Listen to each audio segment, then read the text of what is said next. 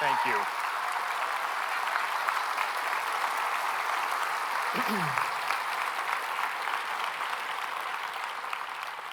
The reason that I'm showing that now is because around the world, as the volcanoes are going active, and one of the most powerful photographs and most powerful series of photographs are the flying saucers coming out of a lot of the volcanoes, especially Popo in Mexico City.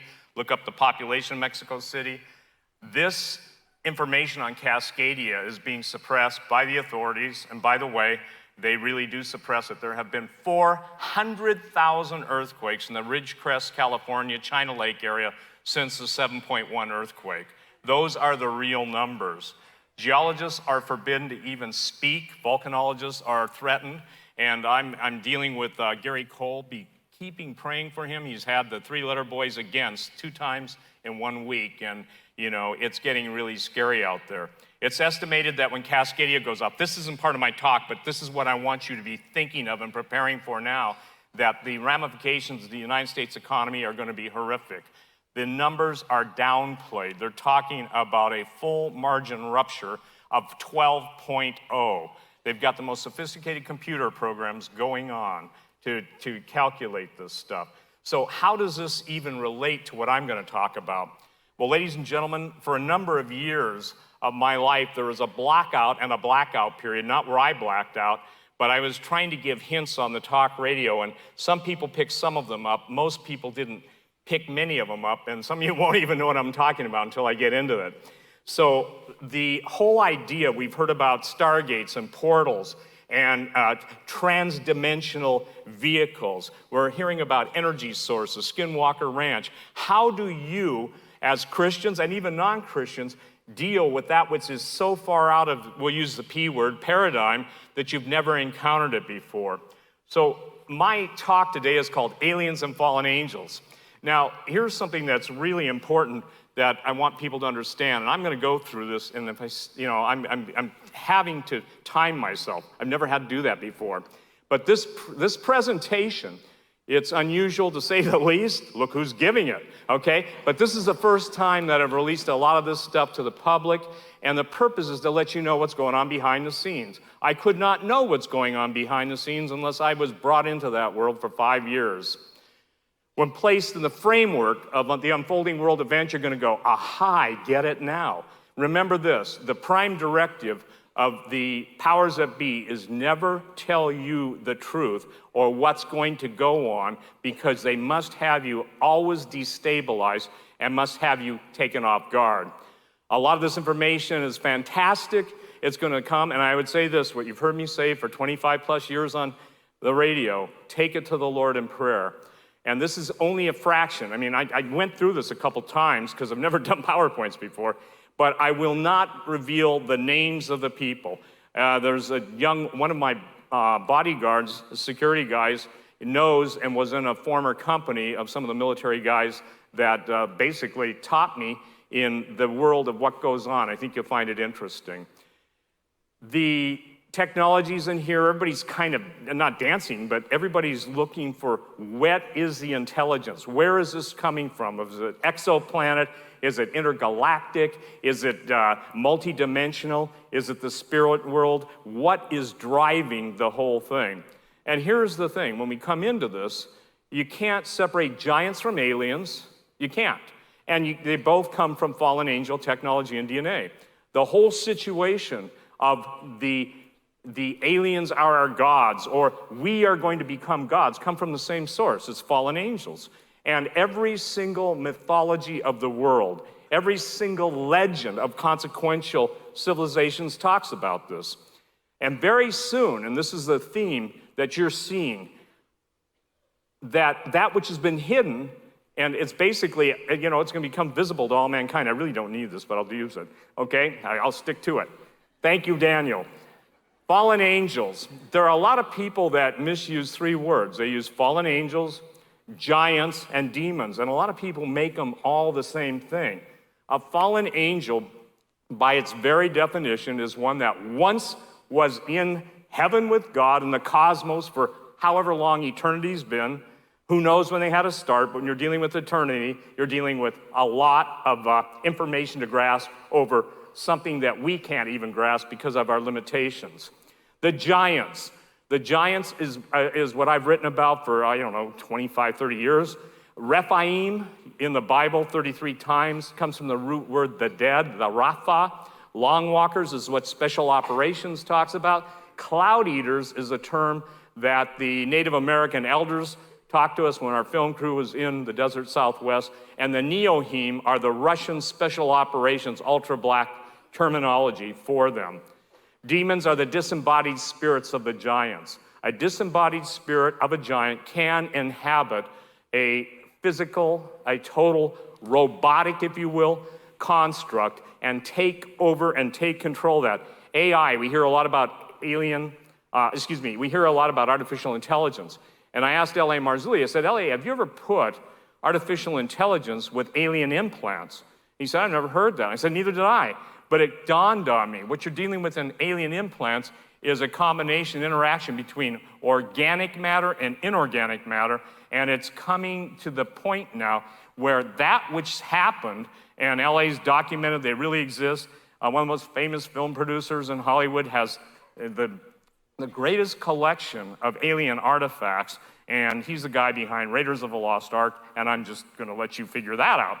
A hybrid. A hybrid is a creature, a transform. It's the composition of two different strains of DNA. It can be animal human, it can be fallen angel human. Now here's an interesting thing. Why, here I'll give you one of the, I'll give you a Hugo question. Why, if fallen angels are so much higher in their creation and they possess all the abilities and knowledge that they've had since they're bringing or having been brought forth, why do they want to come to earth and basically have sex with earth women and produce children?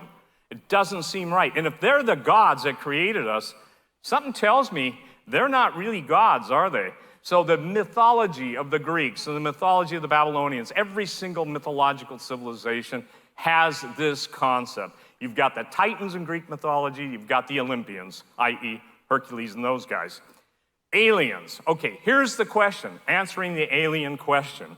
Is it not conceivable that if mankind with their intelligence, their advanced physics, their advanced biology, that's being steered, geared, and directed by fallen angels, and we know that that is not appropriate in God's eyes, because when God, the living God, created everything on earth, he said it was good, and he blessed it. Now every barrier that was known to creation, everything is being torn apart from a genetic level to a physiological level to a geophysical level to an astronomical level. It really is getting bad. Bigfoot. Bigfoot in the special operations community is called Species 7. Big feet, Bigfoot, come through portals. That's why you hear them scream. After doing coast to coast for years, I got so many people. How many of you have ever seen a Bigfoot? Well, there's, maybe half a dozen, but people are seeing them now all over. And when George Knapp was talking about what's going on in the Ute Indian Reservation, I get continual data feeds from different tribes around the country talking to me about they're seeing more skinwalkers, they're seeing more dogmen. I don't know what you say to a guy that's a werewolf, and he's smoking cigarettes. What do you say to him? What? Don't you know what that'll do to your health? That's so what I'm trying to bring you into is a world that I was brought into, and it affects you. Let's go on. Super soldiers. Ladies and gentlemen, every day on Drudge Report or any other place when it's talking about AI, transhumanism, man's evolution to godhood, they're talking about skills, ability, and strength that is sometimes 200 times in the physical realm stronger than a normal human being. And I think that most of you probably heard my statement. The last command to all robots will be, kill all humans. And they'll be telling their fellow robots, kill us all, okay? And trust me, they don't say, let God sort them out, but God's gonna answer. Long walkers. It's obvious long walkers means something very special to a special group of men. And to any of you that are here from NASA and the PDF, If you guys, I was told you might want to have a little quick talk. I really was told this. You're sure welcome to go identify yourself to one of the security guys. I'll step away with you. I couldn't be more serious. This is not grandstanding. Long walkers communicate telepathically. I've had verification from Klaus Dona, who's probably one of the most foremost, I'd say this, he is the foremost antiquarian in the world at this point, dealing with pre-Adamic civilization and all the artifacts of what we would know as the Golden Age. God created Adam and Eve 6,000 years ago. There's no problem with me and the gap theory, call it what you want, but an earth that was existing without humans being destroyed, and then God creates a new heaven and a new earth in Genesis 1:1-1-2. Some long walkers are shapeshifters. So fallen angels, if they can even manifest themselves as an angel of light, I don't know how they would want to be a dog man. I just don't get it, you know? They are virtually impervious to small arms fire. Large caliber weapons with solid copper rounds do have an effect. This was told to me by the guys that have the statement, there are things that go bump in the night, we know how to bump back. The temperature of a giant can run as high as 200 degrees. They're not human. They're half human, but they're half fallen angel. And the copper has to be solid because the density, and Mike, I'll let you figure this one out, but the density based on size, you have to basically maximum amount of copper. Now it's interesting because a lot of the mummies, I'm probably getting ahead of myself, and you know, I can't resist, but we're only dealing with mummies and we never have to deal with the daddies, okay? So the mummies are bad. The mummies always are found with brass bands, okay? Not silver, not gold, brass bands on their wrists, on their ankles, and on their neck. And when I show you some of the alien artifacts that are now being found in Mexico, you're gonna be amazed. That whole thing is amazing. There are many long walkers on the other side of the gates, but only man can set them free. Whatever you loose on earth will be loosed. It's the interesting point. The fallen angels seduce mankind to open the gates where their offspring can come back in. They want to reintroduce themselves into the human race. I don't know if you get the full impact of the book of Jude, but it was to genetically poison the human race. And that's why Noah was the only man on the ark with his family. They were the only pure genetic stock. They acknowledge Jesus, but they have no fear of man. I want to share something to the Christians. There's a difference between legal authority and functional authority, and we got to step it up. And one of the things we're going to have to step up is getting breakthroughs in our personal walks with the Lord Jesus Christ. I'm told, and I'm going to say this, I'm going to be putting it out, and so all you pastors, God bless you, all you prayer leaders, intercessors, I would call the whole world that believes that we are in the very dangerous end times to be praying a week solid before the 31st. This Halloween that will be celebrated by Hollywood, they're calling an unholy convocation. And you know what their theme is? I was told this. They smell Christian blood. And you know, fee, fi, fo, fum, I smell the blood of an Englishman. Well, we used to think the English, well, you know, we're safe, we're not English. Nope, it doesn't work that way. There's a term called looking glass. Looking glass is also an airborne warning system that basically those of you in the military know that it controls all air assets, land assets, and sea assets. It's a term used in the black ops world by describing to people the threshold of truth. We're here. Once we go beyond that, then we're brought into a whole different world. You can't unknow a truth once you've discovered it. How many of you know that? I mean, you discover something that you go, oh, I wish I didn't know that, you know? And you find out there are things you wish you didn't know. There's a difference between hearing about technology and entities in the third person and going through the looking glass and seeing these things firsthand. The looking glass opens up information about technologies, entities, and energies beyond our physical realm. There are consequences for knowing. Number one, I can tell you, it changes your personality. It also gives you a new, how do I say this? A different outlook on life, and you understand when Jesus said the whole world lies in the evil one, he really was defining it clearly. And the truth can get you killed, okay? And nowadays, if you tell truth, guess what? You get on the hit list and all of the stories you hear about the red list and the blue list and the green list. The man that shared that was a high-ranking member of the Environmental Protection Agency. When I started on talk radio 25 years ago, he got murdered. The late Phil Schneider, who talked about the Dulce wars beneath Dulce Basin, somebody, I think George was talking, or somebody was talking about Dulce, he was murdered. I talked to him on Monday. I said, will you come on and let me interview you, And he said, I sure will, Steve, but he said, I don't know, I'll be alive. They're gonna kill me. They killed him. They claimed he committed suicide with his hands tied behind his back, and a garrote and, horrible things that I won't tell you. It's just really bad. This fallen angel technology, it was never meant for man. It's about mixing man, machine, and angel. Now, this is interesting. Nietzsche's not one of my favorite people, but he does make a statement, and this really applies. Whoever fights monsters should see to it that in the process he does not become a monster. And if you gaze long enough into the abyss will gaze back into you. That is so true. Life is stranger than fiction.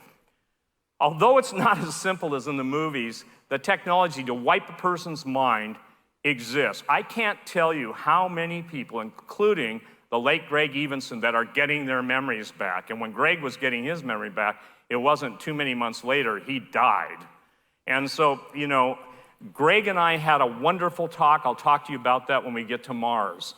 It's so hard to take a paradigm of already existing bases on the moon, bases on Mars, and even on Jupiter, Ganymede, and even beyond that. We'll get to that in a minute. I'm getting ahead of myself. An opportunity presented. So how to get in this whole world? Well, thanks to Coast, I started talking about the giants, and I started talking about some of the stuff that goes bump in the night, but actually from a biblical perspective. Now, I know there's a lot of differing views, but mine has been biblical, and by the grace of God, he has brought the people to me that know. And again, you just can't know this world unless you're brought into it, tapped into it, or you accept an invitation for the information that people who love the Lord Jesus Christ, who are seeing what's coming to the people of God's destruction, tell you. And trust me, that's responsibility. But most of us, and why I'm gonna share stuff like what I'm sharing that I haven't shared before, is because the context of time did not allow or permit this kind of information to be accepted. I know that God's timing is perfect. I believe this is perfect timing. In early 2004, I made an appearance on Coast to Coast speaking on the subject of giants. Shortly after, a guy from the Solomon Islands named Marius, and you can try and pronounce his name, maybe it's Borean, contacted me about participating and funding an expedition to the Solomon Islands in search of the giants. Prior to this time, I'd never undertaken an expedition to find the giants. Number one, it takes a lot of money to do that. And number two, the Solomon Islands, it's something you have to have someone familiar with because the natives are skeptical, the indigenous people. And, Guadalcanal, you remember Guadalcanal, the Battle of Guadalcanal? Well, in the Solomon Islands, there were always rumors about the Japanese eating American soldiers and vice versa, cannibalism. But they all went back, and tracking these stories down, to giants. Being a lead researcher on giants, I was intrigued by the opportunity. And here's where it gets interesting. The rumors that were persisting and coming to me from all different aspects and avenues. The existence of giants in the South Pacific, you can't even talk to any, if you know anybody that knows the oral tradition of the islands of the South Pacific were known for their cannibalism and their general weirdness, okay? I mean, really weirdness. And so when Joshua and Caleb drove the giants out of the promised land, they fled. Obviously, you've heard the presentation on Sardinia, and then they went to all places of the world. In Ecuador, they landed at a place called Santa Elena. Not one of the pyramids that you see or have heard of, or any of the giant structures that exist, were built by any of the people that claim to have built them. Aztecs did not have the ability to build those type of pyramids and structures. Neither did anybody in the pre-Adamic world. Oops. Here we go. they were worshipped by islanders as gods. Brian Snowdy, very good sketch artist, friend of mine. What you see is the classic, classic representation of the giant, and this was in black and white, a sketch, and you can see some Japanese soldiers there running for their lives to be eaten. Huh, interesting. These are my mugs, and I gotta figure out how to open it.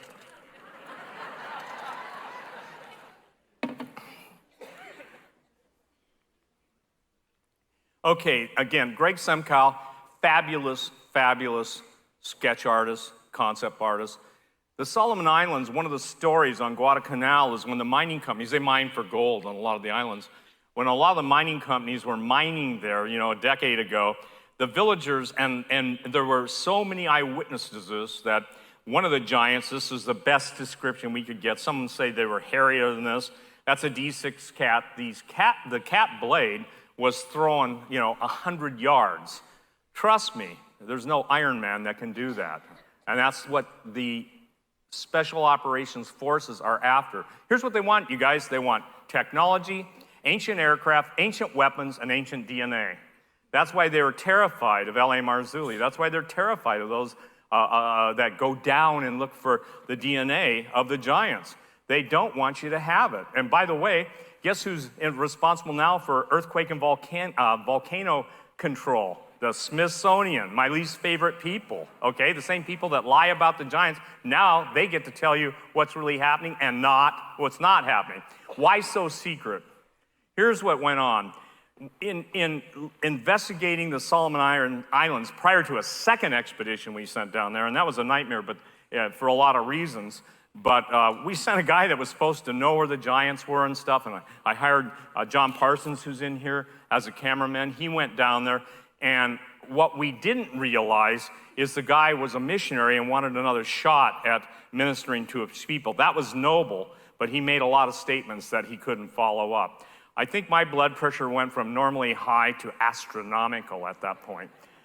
The Solomon Islands are one of the most enigmatic places in the world. Vanuatu and New Guinea, huge volcanic lava chambers, caves, and everything, and that's exactly where the locals say. They also talk about all the flying saucers. So what you find out is where there's giants, where there's the little people. Wait until you get to that. That's amazing, because Bigfoot even has a little entity, and George Knapp was using the word trickster. Well, when we were in the desert Southwest, these guys that were Native American elders were always going, that's a trickster, that's a trickster. And so they're so, I would say this, they acknowledge the evil. And I asked them, I said, what are you guys waiting for the giants to come back? And they ate you out of existence, your ancestors. And you know what the answer was? That's the way it's been. I said, do you want to end up lunch? We had some interesting conversations. At the end of us filming down there, the chief of the Pueblo peoples came up and said, he goes, oh, by the way, Steve, I was abducted. I said, well, why didn't you tell me that, like 3 days ago when we were filming? I don't know, I guess maybe he's just waiting for the right moment. The area of the triangle, the Vanuatu, Solomon Islands, and Papua New Guinea is the area of intense genetic manipulation. You've all, heard of the island of Dr. Moreau. You've got to add an S to that, the islands of Dr. Moreau. And how do those guys like H.G. Wells and others know all this stuff, and they put it into fiction form, and then they release it, and people go, oh, that's interesting. And yet, everything you see, and I'm telling you this, I will say this, everything you see in science fiction is a way to leak the technology or what they're going to do. Minority Report, they're doing it. All of that stuff, advanced flying saucers, alien. You'll see some alien creatures right here, okay? The real island of Dr. Moreau. This is an eyewitness description of an island in the South Pacific. If you know these things, they're like, they look reptilian. And Hugo had one of his slides with similar looking creatures. The individual that told me about this said, these creatures are crying out, help me, help me. I've said this on the radio. We're human. And he said, Steve, they weren't human. The intentional destruction of the image and likeness of God, genetically manipulated. And this is why I am released to tell you a lot of stuff I've waited to. Okay, we talked about Papua New Guinea. We also found out through multiple investigations and multiple revelations that the people who have the appropriate clearances of Majestic and Magic, two different things. Yes, there really is a Majestic 12. Yes, they really have done their best to hide it. It's split. There's a war within the world of ultra black ops. People don't know who really runs the world, and they fight over the technology. In-depth genetic manipulation and the super soldier development.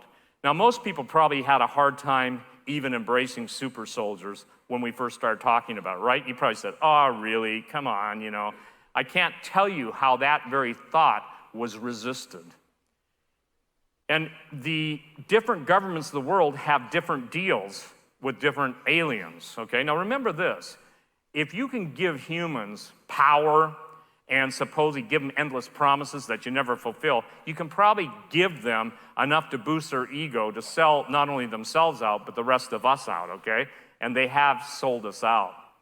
There are areas more secret than Area 51. Got some cool things to share with you. A divine appointment in mid-2004. After hearing me on Coast to Coast, a 4-star ultra black special ops general contacted me, provided bona fides and credentials. His group doesn't exist and has no record. He was a Christian. Explained the internal conflict between the two different factions of Majestic 12 and the Magi, the good guys. Magic, M-A-J-I-K, spelling the Aleister Crowley way. The war is on. So what is Majestic 12? Well, Majestic 12 was set up by Harry Truman in 1947 to basically control the alien UFO revelation and to keep it under wraps. It was done in order to basically have a control mechanism that they could utilize the release of the information to use it for their benefit. Now, I told you, here's a great comment, and I tried once, actually tried twice. Mike, you'll enjoy this. I had a couple of arrangements set up with some guys in a different part of the world using satellite uplinks and satellite phones. One of them was a general that was going to come on, and we were going to anonymize him. Not me, I don't know how to do it, but fortunately I had some smart people working for me that did it, with voice changers and bouncing off different satellites and everything, just like a science fiction show. And unfortunately, you know, I thought, and here's my pleading to him was, these people will really receive what you're going to tell them. Naive, okay? They really want to know. Wrong. And because some smart Alex, you know, just started mocking the information I was giving out, I came to the conclusion that there was no context that people could receive it. And the general literally said to me, he said, Steve, I know what you're trying to do, but they won't receive it. We deal with the things that go bump in the night, but we know how to bump back. So based on the general's warning, I didn't go to the Solomon Islands. He said I was being led into some dangerous territory. Been there before. I think my wife would say, how do you pick these people? I say, well, I don't know, they picked me. He would not venture into it without at least a full regiment of his special troops. So Marius, you know, the last time I heard him, during the time he wrote me a letter and we were planning this big thing, we're trying to figure out how to get a horned giant skull in the United States, bring it in through Canada. See, that's what gets me in trouble. The bottom line is, he goes dark, he just disappears. And he says, guess what?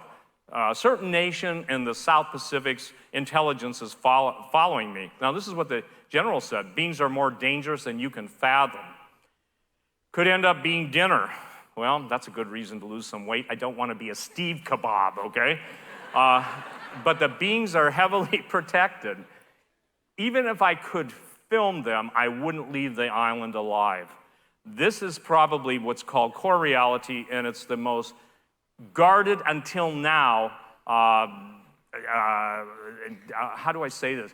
Top secret, above top secret stuff, because they can use it to make you think they're gods, and when he who controls technology advanced enough will get people that don't understand the technology thinking that there's some great provider. In essence, they'll displace God and become gods themselves.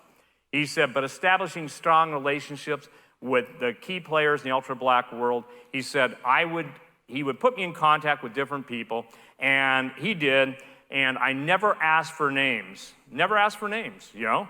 I knew him by, you know, Hawk and I knew him by different names like 357 SIG. It's because the guy carried double 357 SIGs. We're talking about 4-star generals.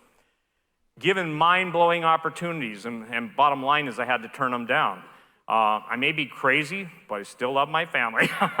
Tutor and student relationship went on for about 5 years. He became a confidant and mentor who educated me in all these different areas. Ancient and advanced weapons and technology. I've never talked about this stuff. I've alluded to some of it. Some of you say quail's over the edge. You remember what my definition of being over the edge is? Being able to see what others can't because they're too afraid and are too far back. So somebody's got to look over the edge and tell you you don't want to go there. Stargates. Alien life forms, both off-planet and beneath the earth. Ancient, all the ancient histories of the world talk about the creatures beneath our feet. The golden rule in this world is it's never what you see on top of the surface, but what's underneath the surface. The ongoing battle in outer space. Ongoing battle beneath the earth. You know the theme is battle, the connection. There's a direct connection, again, between the fallen angels, giants, and aliens. Now, the common denominator between them all is the DNA. That's why you have sexual extraction of sperm. You have the sexual extraction of eggs. You have the embryos being taken out and replanted in the woman's womb. And the thing is that they're trying to breed us out of existence and rebreed themselves back onto our plane. God bound them, and he doesn't want them back. Mankind is loosing the destruction of their own, if you will, all of our fellow created beings. Doesn't sound like a good thing to me. The genetic markers link the giants of different races to various alien species. That was a mind blower. Ancient myths, legends lead back to real interaction of fallen angels with mankind. It's so numerous. And you know, I'm not going to argue with anybody on this, but here's the deal. As vast as the universe is, and if you've got fallen angels, at one point they had to be something other than fallen angels. They had to be non-fallen angels. Can you imagine the intelligence they possess, what they knew about God, having lived in his creation, not having to get on a Saturn rocket to go see their other friendly fallen angel or soon-to-be fallen angel? And here's a passage that's unique. One chapter of Scripture only, and it's Obadiah. Though thou, I'm going to do it my way. As you know, though you exalt yourself as the eagle, and though you set your nest, your home amongst the stars, I will cast you down, declares the Lord. Just as the giants fled all over the known earth, if they had technology that could get them off the earth, or they could get under the earth, that's where they went. Somebody said, well, how did the giants escape the flood? Well, they're either off planet, under the earth, or basically they came back a second time and said, let's go redo what we started in Genesis 6. Underworld, below the seas and below the earth. There are USOs, unidentified submarine objects or submersible objects. The ISOs are, and I maintain, they're all known. Let's just face it, they're all known. My friend, Jess, a gentleman who's in Mexico, has got the, let's just say this, he is the furthest thing from a coward, but we were talking on the phone about 2 weeks ago, and if you've all seen the Navy footage that people have put up for their presentations, a lot of that happened off of the Baja. He happens to live in that area and literally sees it almost every night. The orbs, the cigar-shaped stuff. So he gets his knock on the door from a certain high-ranking Mexican military guy, says, say, would you like to go look at the events going on in Coronado Island? You know, and we had discussed that. And he said, I don't think so, I'll pass. So the underworld, you've got the Navy, a new aircraft carrier, you've got the Antarctic. We'll get to the Antarctic in a minute. You've got the underworld and you've got the undersea empires. Okay. In 2018, now listen to this. I got out of this world because it was driving me and everybody else around me probably crazy because I was erratic. I didn't talk a lot. I became introverted because how do you know this stuff and you don't want to poison relationships and scare people, okay? In 2018, a foreign spec ops leader, Nikolai, and other independent sources, this is fascinating because this is before, obviously, this time we're having together, confirmed to me what the general had told me earlier, only he did it from another nation's country. I can assure you, they don't know each other. They'd probably try and kill each other. Here's what Nikolai told me. He basically was a special ops soldier for a non-American country. It's ultra black. Everybody's got ultra black. Black ops usually just go and kill people or extract people or do what they do, but ultra black is concerned with, remember this, alien technology, weaponry, artifacts, and anything like Hitler and Ahnenerbe. Oh, gee, we imported all of Hitler's people into the United States after World War II under Operation Paperclip. Born into part of a project like Monarch and raised to be a super soldier. Now listen, Project Monarch people are real, and I bless all of those. Russ Dizdar, Doug Riggs, all of you guys who are out there battling SRA, satanic ritual abuse victims. That is a calling. There's some people in this room that deal with really strange events. Most of us don't have it here to be able to embrace what they have to deal with. My brother John and Linda Kyle, they live in the world that most people don't want to deal with, but I can tell you what, when they minister, people get free. God bless you both, John and Linda. From my heart to you guys. His memory was wiped, I mean that. His memory was wiped, but he's slowly recovering bits and pieces of his history. I know 3 people right now who are alive at this point that they're getting their memories back. They've all turned their lives over to Jesus. And these are some bad dudes, you know?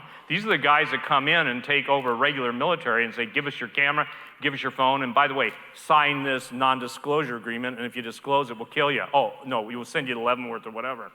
For the record, I do not take, and have I never taken, any money from the U.S. government and military. Now, they've taken it from me in taxes, but I've never taken any from them.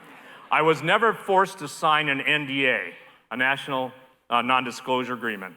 I never got a national security shut-up letter. I have been shut down a lot on talk radio.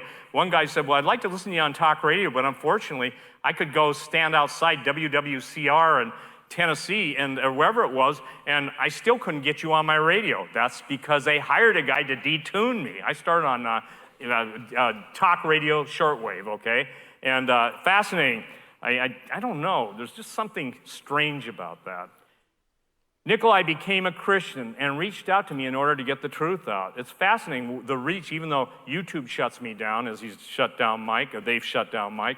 I'm like persona non grata, that, you know, you can not leave home, what is it? Don't leave home without us. But man, if you go into a hotel, I'm blocked. I'm blocked in so many places. I think I should be Steve Lego Quayle, blocked, okay? Has been under the earth several times. The common denominator with all these people that I've talked to, interviewed, and come to me, and for the record, I have never sought them out. My prime directive, beyond Captain Jean-Luc Picard, if I would be obedient to warn the people of God, God would bring the people to me. He has been faithful. I pray I end up returning his call by being faithful to you guys. Again, you know this. I'm not asking you to believe this because, gee, I say it. I'm asking you to take the Lord in prayer. What I'm trying to do is prepare you in realms, and now you can receive it, okay? It wasn't my decision. I asked the Lord, I said, God, you know, can I just shut up? And everybody said, oh, yes, Lord, answer that prayer. But the deal is that I said, why do I keep doing this, Lord? Am I a masochist? Am I just crazy? Do I like to do this stuff? Do I like, you know, all the lies and slander and all that crap? And people tell me I have thin skin. You try it for 25 days and then deal with 25 years. I'm not making excuses. I'm just telling you, it gets old. Let's see. Genetic enhancement was used by the beings under the earth to sharpen the latent powers of the soul and to make him more effective. I don't know if you know this, but when mankind fell, we had such amazing God-given powers. They're called latent powers of the soul, but because of our sin, God blocked us from attack. A good example is intuition, okay? Another good example is knowing. How do you think Adam named every animal that God brought before him to name them? You know, he didn't go to the book of creation, go, that looks like a giraffe. No, that's a monkey, but which monkey is that? And that was before politicians existed, so they weren't named, okay? I hold them in contempt. Forgive me, Jesus. The giant and alien connection. Egypt dig. This is a case study. I was like made aware of this in real time. So how do you tell people? And remember, the golden rule in this whole world, it's not what's above the earth, it's what's underneath the earth. Years ago, an excavation took place near the Great Pyramid. Water began to seep in from underground and flooded the site. Several 12-foot long brass boxes shot up through the water and floated on top. Thinking it was a Pharisaic treasure, the Egyptians, the Ethiopians, workers, they opened it. And guess what? They all dropped dead. You know, this is like ring around the brass coffin, ashes, ashes, they all fall dead. They all fell dead. They had to bring in special people wearing biological containment suits. And they were sent in to open the boxes.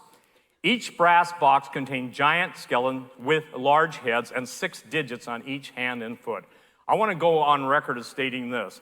I don't know, I got enough footnotes that no lady could wear enough shoes to deal with my footnotes, okay?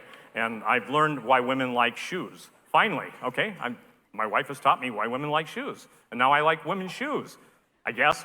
But each brass box contained giant skeletons with large heads. I categorically reject that all the cone heads and all of the Paracas skulls and all of the elongated heads around the world are basically head binding or boarded, okay? Because we're talking about stuff that's testing out at 9 and 10,000 years BC. And I'll tell you what's interesting. All the gene labs in the world are tied in through the agency, Central Intelligence Agency. You know, they want to control the truth. God isn't going to let them. What you're seeing now, how many of you would ever have believed the corruption you see in the U.S. government now? How many of you honestly would have received it 5 years ago if someone told you the whole thing is corrupt? You know, I mean, if we're all honest, I don't even think most of us would guess that the entire swamp is corrupt, you know, and I guess you can't drain it if you're just reproducing it all over the world. Okay, they were chained and brass hand and ankle cuffs, but from the time the boxes were dated, there was no known metallurgy for brass. For the record, I'm not the guy, and I don't believe it. The Hebrew slaves did not build the pyramids, they did not build the Sphinx, and they certainly didn't build the giant architecture beneath the Giza Plateau. There is just no way they could do it. I don't care if you had 10 million slaves, 10 million donkeys, 400-pound test rank, you know, PSI rope or whatever.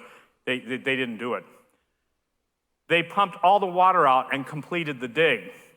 By the time they were done, sonographic readings revealed thousands of giant, you know, skeletons under the pyramids. Thousands of them.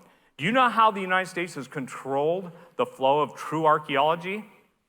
Money. Money buys silence, or it gets you killed, you know. Money buys silence or an assassin. Mexico Dig case study. This will become important as we get there. Archaeologists have found giants around pyramids in Mexico, Argentina, Peru, Alaska, China, Eastern Europe, both poles, and are usually completely intact and shackled in brass. You know, there's been a quoting of the second Psalm. Why do the heathen rage and the people imagine a vain thing? The kings of the earth set themselves against the Lord and against his anointed, saying, we will not have this man rule over us. That man is Jesus. Let us cast asunder. Let us cast asunder. Let us cast their bands asunder. I'm sorry.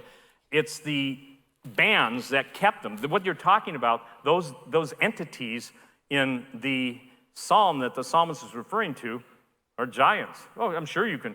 Okay, who else is going to be banded that basically says, we don't want him to rule over us? Most everybody in a normal creative realm is probably dead, either in heaven or in hell. Specialized units from ultra-black agencies had warned them and the archaeologists that they were digging up the bodies of entombed demons or mummified giants. It was noted several times that when they dug up these giant bones, UFO activity around them increased, okay? Same thing with volcanoes when a new eruption comes. And look, lava tunnels, some of these lava tunnels are huge. In the Pacific Northwest, which has Washington and Oregon, have the most historically documented encounters with Bigfoot, even people in the railroad days that ran them over with their trains. Now listen to this. Why would aliens be so interested in the remains of giants if they weren't related? If you understand ancestor worship, if you understand that the bones in some cultures, I mean, you know, they dig up their dead departed and they wash their bones and put them back in, you know. I say, maybe they need to come to Jesus and know that to be absent from the body is either to be present, with the Lord. And I think it's crazy, and it's getting crazier, you guys. Mexico did continue. Now, here's interesting. One day in broad daylight at the largest dig site in Mexico, there were approximately 80 to 90 UFOs in the air, all at the same time. And what was interesting, those alien craft maneuvered their ships into unison formation to form what looked like a double helix in the sky. Obviously, that is indicating that they're claiming they created us. And there were a lot of people that bought it. The general, a Christian, believed it was a blatant attempt to convince mankind that they are our creators. It's a lie, and this is the point. I hope that you come to understand it better and easier. And this thing, they're recording my PowerPoint in case I miss something. It'll be on the DVDs. Because again, I could never do this ad-libbing. Thank God for all of your sakes. Okay? Make no mistake, there is an ongoing concerted effort by these aliens to deceive mankind in a variety of ways. And why? It's simple. Life beneath our feet, lovely creatures. Nikolai's giant mentor, Mona. This is fascinating, you guys, because you think that just the U.S. is, trying to come up with super soldiers. You're wrong. China's doing it. Russia's doing it. India's doing it. And for the record, India has the most intact, ancient flying craft called Vimanas, and they also have the, if you will, flight manuals. Any of you are pilots will appreciate this, and they presented it to NASA. Never a straight answer. Or how do I say that? National Alien, what did I say, Michael? Yeah, National Alien Sequestering Agency. In other words, they couldn't have picked a better name. Nikolai's giant. This giant was 14 feet tall, 600 pounds plus female, giant with dark skin, and they are called Mona by the humans on the base. She could move objects with her mind. That seems to be a constant thing. She was loud and could make an audible clicking sound from inside her head. Normally fierce, she was terrifying when angered. Taught Nikolai about energy, frequencies, and other mystical stuff like telekinesis, mental telepathy, and lost abilities. Nikolai is a man, and God bless you, Nikolai. It's not his real name, of course, but for somebody to come through like this, and I mean, he's come to know Jesus, but these guys are willing to pay with the ultimate price with their lives, okay? I should say that it's interesting that there's a movement within these guys who have been in all these dark projects to come forth. And when you talk to them, you want to know what the tortured soul means. It's heartbreaking. I'm not kidding you. She said that now here's the kicker, okay? Da-da-da, this is what photographers call the money shot. I'll call it the money statement. She said that in ancient times, her kind used to live with mankind on earth and even were worshiped by men, but no longer allowed topside. Interesting. She said that a time is coming when all of her kind will come to the earth, surface again, and rule over mankind. How can that be Nikolai under the earth? And we're meeting with the Native American elders in the Four Corners region, and they're the Pueblo, the Zuni elder Cliff Mahudi, who's really a great guy, and all of these other guys, and they have a giants, listen to this, they have a giant party, okay? They get together, and they're all, the keepers of the secrets, and they open up stargates. And in the stargates, the giants come and tell them they're getting ready to come back on the earth. And I'll get to a very powerful scripture in the Septuagint pretty soon that'll blow your mind. Now, this is interesting. This is not in King James, but the Septuagint is the closest to original translation. Isaiah 13:3. I give command and I bring them. Giants are coming to fulfill my wrath, rejoicing at the same time and insulting. Well, rejoicing at the same time. Yeah, they're coming. Here's what I want you to wrap your brain around. This is hard for me. Mankind is making super soldiers trying to reproduce the giants of old, extracting DNA.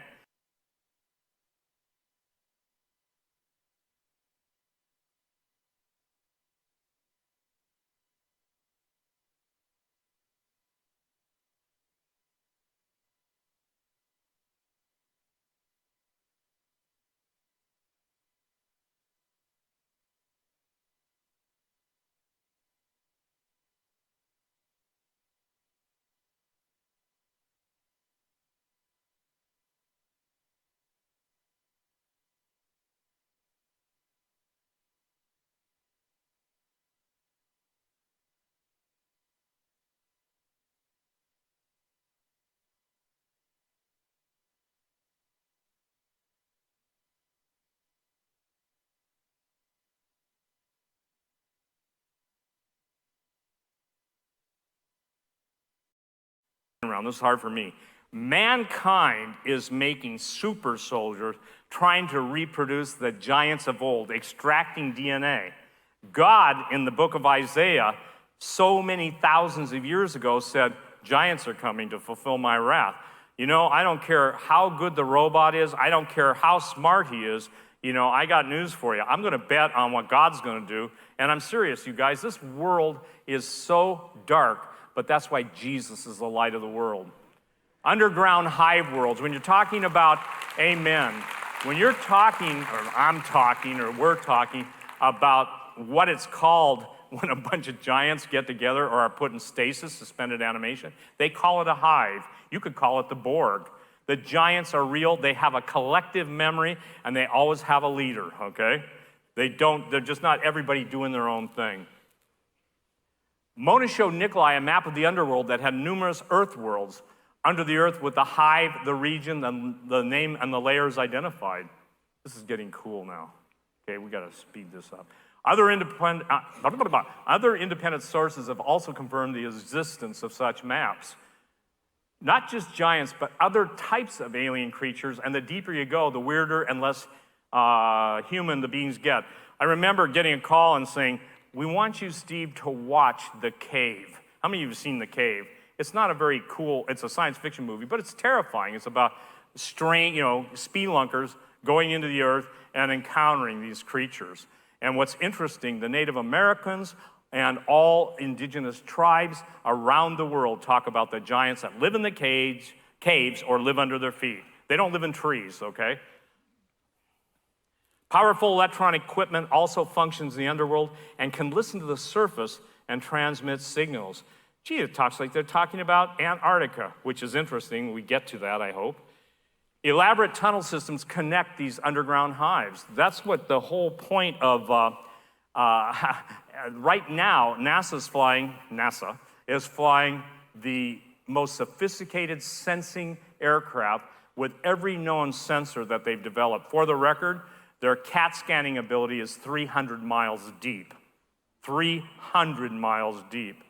DARPA, Defense Advanced Research Projects Agency, if you've read this article, it's cool. They're making every kind of robotic insect, reptile, every form of creepy, crawly, and cruddy crap, okay, that's got AI that's going into the tunnels and searching out. They intend to three-dimensionally map every known surface structure that leads to the underworld. And for those of you who have seen the movies, the True Legend series, you know this. Anytime there's an elaborate tunnel system and advanced civilization, the Catholic Church comes in, if it's in Catholic territory, and they build a cathedral, a nunnery, I don't know what that's called, a convent. I'm not making fun, I just don't know those terms.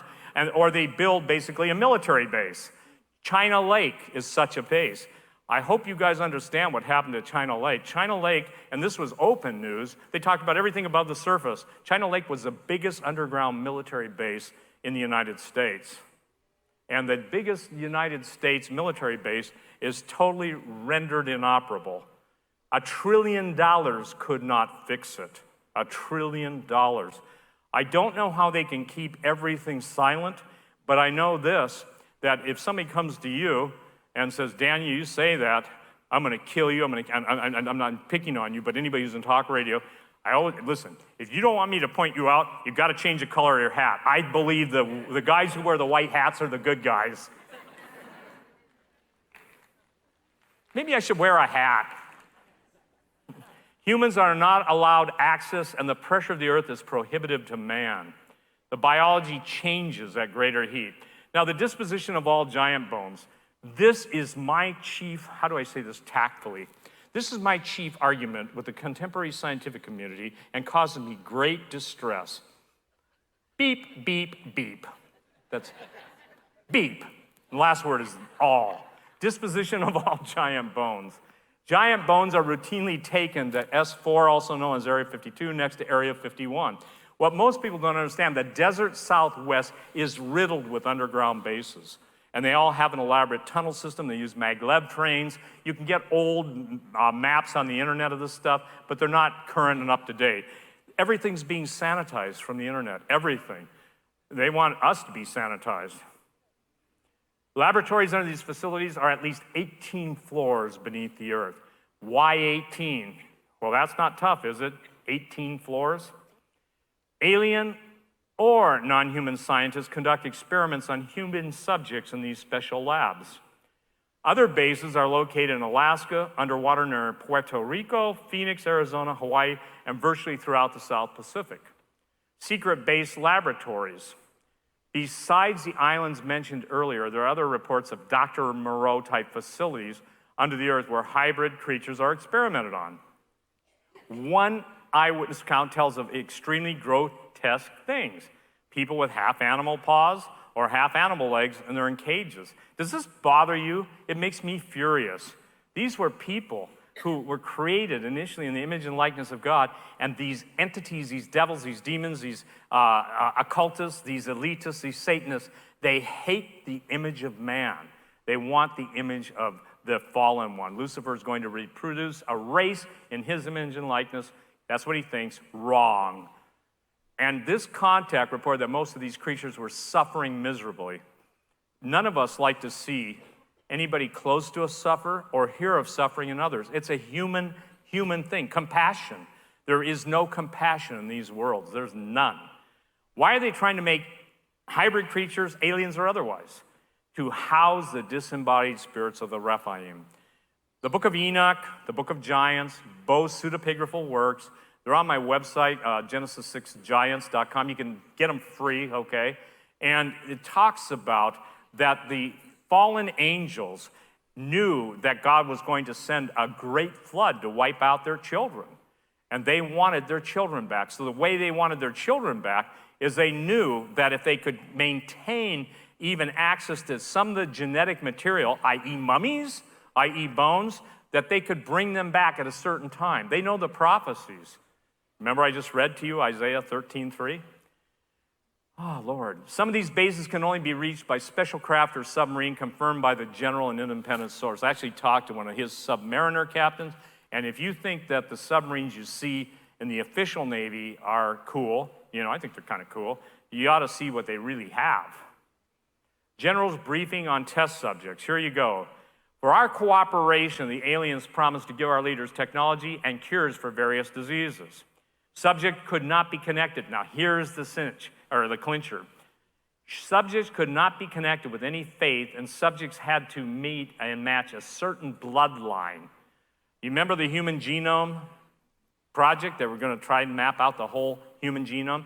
It wasn't that they didn't already have that. They were looking for the genetic markers of the fallen one's progeny to reintroduce them. And ladies and gentlemen, they own your DNA. If you go to 23andMe or Ancestry.com or whatever, you're signing your genetic history away. You read it says so. Here's what. He later ascertained that the test subject came from royal or noble heritage or from families whose descendants were consistently in leadership roles. You know the old thing like a ball of snakes? Imagine a ball of snakes, applying it to the political realm, forget partisanship, and that's what you're dealing with. You are dealing with a cabal of evil that is so beyond our ability to put into human terms. It's supernaturally evil. The aliens were also, they also appeared to be interested in people that had prophetic gifts or knew about future events. In the world of intelligence, they have one thing. They have an arrogance. We know everything. In the world of electronic social credit scores, they even echo that. Now we have everything. And then somebody simply says, but what if we don't have everything? And that's why they want to know what people know. They want to know what L.A. Marzulli knows. They want to know what I know. They want to know what Tim Alberino knows. He hangs out in Peru. They want to know what he knows. Listen, here's the deal. Anybody who hangs out around ancient technology, ancient artifacts, DNA, chase, they want to know where she goes. And pun intended, I can't resist, the chase is on. The point is that they do not want to not know everything. And that's the key is to keep them guessing, Aliens were beginning to show their true motives and getting more aggressive with humans. This led to the breakout of hostilities that will be discussed in a moment. Now, here's the reaction to spiritual warfare. This is a cool story. This was given to me by the general. There's an account of VIPs and military officers going to Area 51. He was one of the officers. They took an elevator 18 floors below ground and stepped off the elevator. Room had one-way glass that overlooked the aliens experimenting on the human test subjects. This is cool. One officer was a Christian, was the last off the elevator. You want to guess who that one was? When other members of the party approached the glass, the aliens didn't even look up. You know, it's kind of like imagine going to a hamburger stand where they're making patties behind a glass window, and then, you know, everything's cool until a certain person comes in. When the Christian approached, the aliens stopped working, looked up, and quickly exited through a door at the back and refused to come out. They sent a human representative out who told the group that the Christian officer had to leave. The Christian officer later confessed that he was silently rebuking the aliens in Jesus' name. This is one thing if somebody who isn't in the military in that world were to tell you this, but I can share this with you. You know what LA says. Are you here, LA, any place? Well, what does he say? Rebuke and then question later? You know, that's a true statement. And I think John Kyle would say that too. You know, the deal is they masquerade as even angels of light. Aliens communicate telepathically and knew the Christians' thoughts. It's not true that the devil can't read your mind, but one thing we can know is this, is that when we've got the mind of the Lord Jesus Christ, you ever wonder why we're told to put on the helmet of salvation? That doesn't mean tinfoil and a baseball cap, okay? But it does mean to physically go on the assault up front, because we can no longer stay back. We stayed silent, and 70, 80 million babies? And people say, what can I do? Here's the battle plan for 2019. I'm going to watch myself. Imprecatory prayer. Imprecatory prayer is praying like King David prayed. I can guarantee you there's nobody that has taught you to pray like David prayed. And that's the thing. You can look it up. Look it up on, I think on my website, there's a great article on imprecatory prayer. Go and look at it, or just look it up on the internet and see the principles of imprecatory prayer. They want to kill you. Do you think it's wrong to ask God to stop that? No. Why didn't we take on imprecatory prayer when everything, even Roe v. Wade, was underway and little ones are being slaughtered without mercy? And ladies and gentlemen, there was a book or an article, I don't remember, but it was called The Sacrament of Abortion. And the devils, the literal devil Satanists, were mocking the Christians, saying the Christians, and listen, I believe God's people aren't to be mocked, but I think they're to stand up, okay? And the thing that is interesting, they said, you never understand, you Christians, this is our sacrifice to Satan. You wouldn't have the food in your cupboard if you knew that what was in the ingredients. We're being turned into cannibals on a genetic level, unless God gives us a wisdom and gives us a DNA. And that's why, if any man be in Christ Jesus, old things have passed away. What are there, 53,000 food items that have baby parts? Doesn't that break your heart? Why is cannibalism in the headlines of the day? Why? Because now it's not enough to kill us, they want us to eat each other up, okay? No pun. So when you made a great visual picture, Michael, of, splat, splat, that's just, in their world, all that is hors d'oeuvres, They're coming for food on the hoof, or what would you say? Food on the, they want to take us while we're still walking and talking. I guess it tastes better. Nikolai and Admiral Byrd's experienced the same when flying through the North Pole rock opening with a blue-like portal. Right now, I'm being told by a man that they've tried to kill twice. Sent me pictures in the hospital. He really is. And Doc, God bless you and all the brethren in the Philippines. Man, I just pray for your literal protection. I know they've got me on camera. Doc was hit at 60 miles per hour, dead center right in his side like this. And it broke his legs, broke his knees, broke him up, split him open. And he's got the best attitude. I'm so guilty when I talk. I feel guilty because his attitude is, praise God, I'm still alive. And my first question was, did you get him? He said, my friends got him. And he sung like a pigeon, okay? So the thing is when people are telling me this stuff, right now there's an opening in the Great Rift. The Mariana Trench, Challenger Deep, is 36,000 feet deep, 36,067 feet deep. James Cameron went there, the famous producer, in his own deep diving submersible. The rift is opened up. You go on Google Earth, you could go on Google Earth probably 6 to 7 weeks ago, and you could actually see the line, but it was blurry. Now that whole thing has been painted. It's at the 39,000 foot level. That makes it 3,000 feet deeper than the deepest known part of the ocean. And he said there's a blue glow that's starting to form and lasting for 50 minutes. The guys in the bathysphere, whatever they call it, their deep diving submersible, they can only send up buoys and burst transmit the information. The temperature's rising. And, they claim, and listen, can I verify this? I can only tell you this, that if Google's blocking it out and painting it, and so everything that used to be able to be seen, by the way, it would be, let me get my directions right, it would be east of Midway, west of Hawaii, kind of midpoint. The blue light portal. I'm saying this, if that is true and there's a portal forming, what's coming upon the earth?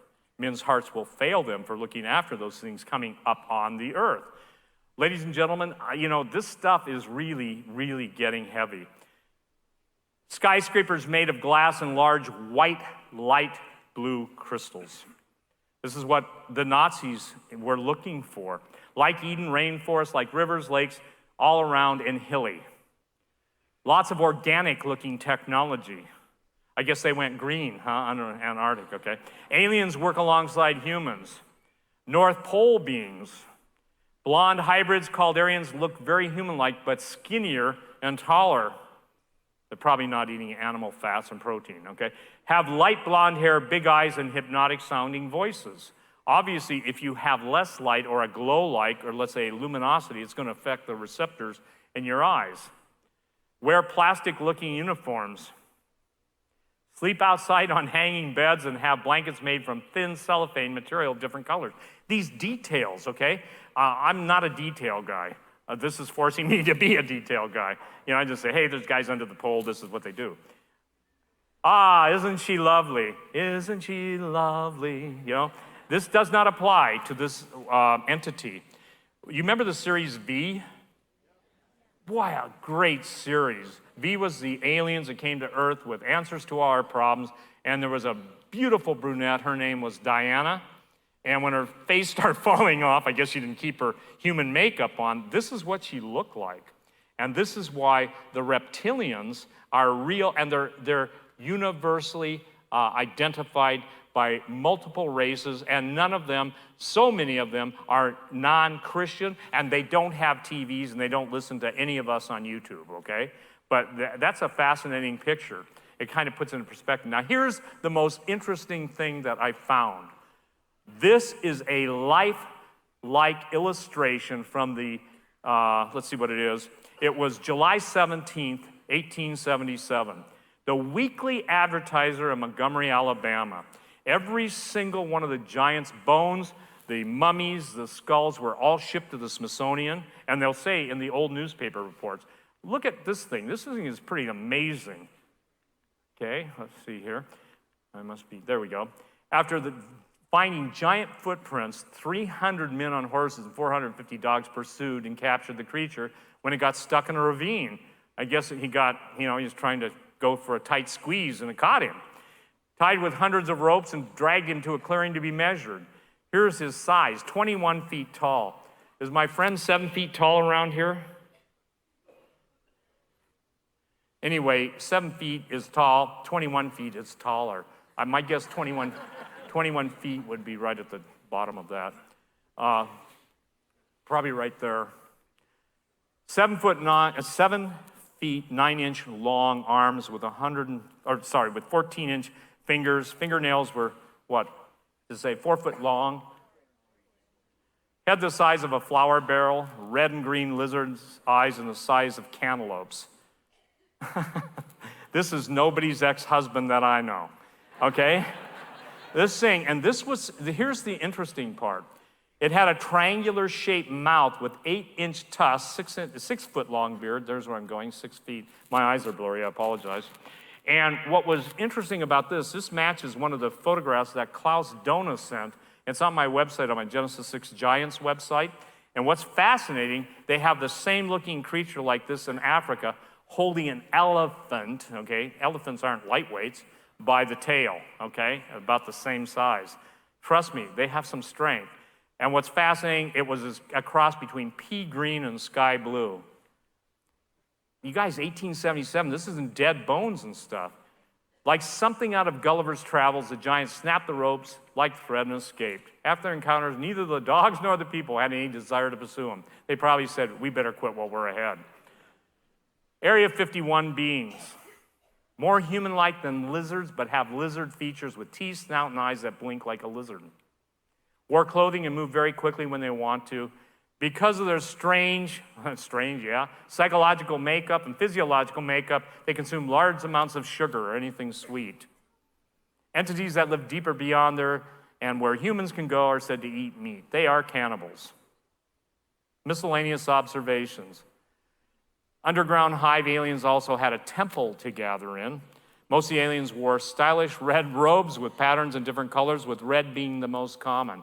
In Nikolai's travels, he remembered seeing beings wearing the emblem with Saturn and Saturn's logo on it, and they didn't know what it represented.